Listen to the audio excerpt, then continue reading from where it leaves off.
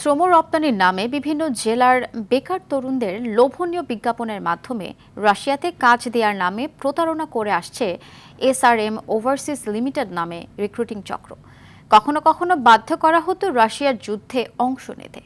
বিদেশে মানব পাচারকারীর এমন 4 সদস্যকে রাজধানীর মিরপুর এলাকা থেকে গ্রেপ্তার করেছে র্যাব। এ বিষয়ে আরও জানাচ্ছেন দীপ্ত চন্দ্র পাল।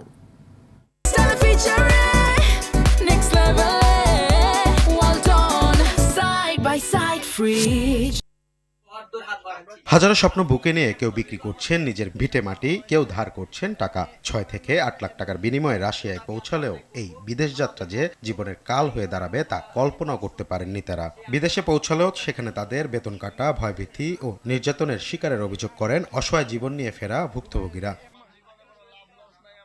ভুক্তভোগীদের অভিযোগ, মধ্যস্থতাকারী হিসেবে সিন্ডিকেটের সদস্যরা রাশিয়ায় থাকা কোম্পানিগুলোর কাছ থেকে বেতনের একটি অংশ নিয়মিত আদায় করত। আর কেউ প্রতিবাদ করলে ভয় দেখিয়ে রাশিয়ান যুদ্ধে অংশ নিতে বাধ্য করা হতো।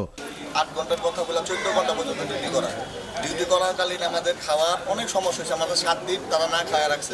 আমাদের প্রাপ্য টাকা চাইতে গেলে স্যার আমাদেরকে কোনো অপরাধ ছাড়া আমাদেরকে দেশে পাঠিয়ে দেয়। আমি আসার সময়, আমি সিঙ্গাপুরে বিদেশ করছি, আসার সময় আমাকে আমার ন্যায্য পাওনা যেটা আমার বুঝিয়ে দেয় না।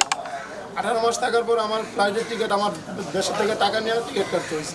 ভুক্তভোগীরা মামলা করলে গত বুধবার রাতে মিরপুরের দারুসালাম এলাকায় এসআরএম ওভারসিজ লিমিটেড নামের একটি অবৈধ রিক্রুটিং এজেন্সিতে অভিযান চালায় র্যাব। এ সময় প্রতারক চক্রের মূল হোতা সহ 4 জনকে গ্রেপ্তার করে সংস্থাটি। তাদেরকে জোরপূর্বক দেশে ফেরত পাঠিয়ে দেওয়া হয় এবং নতুন একটা লোককে পাঠাতে গেলেও তারা মোটা অঙ্কের টাকা নেয়।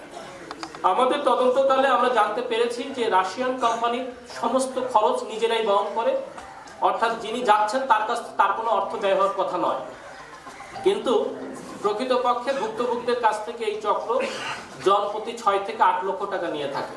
এখন পর্যন্ত 200 থেকে 250 জনকে বিদেশে পাঠানোর তথ্য পায় সংস্থাটি।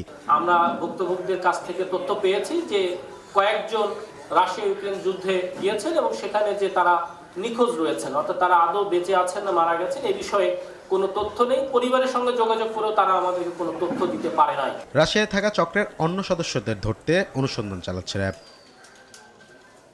দীপ্ত চন্দ্র পাল, RTV, ঢাকা।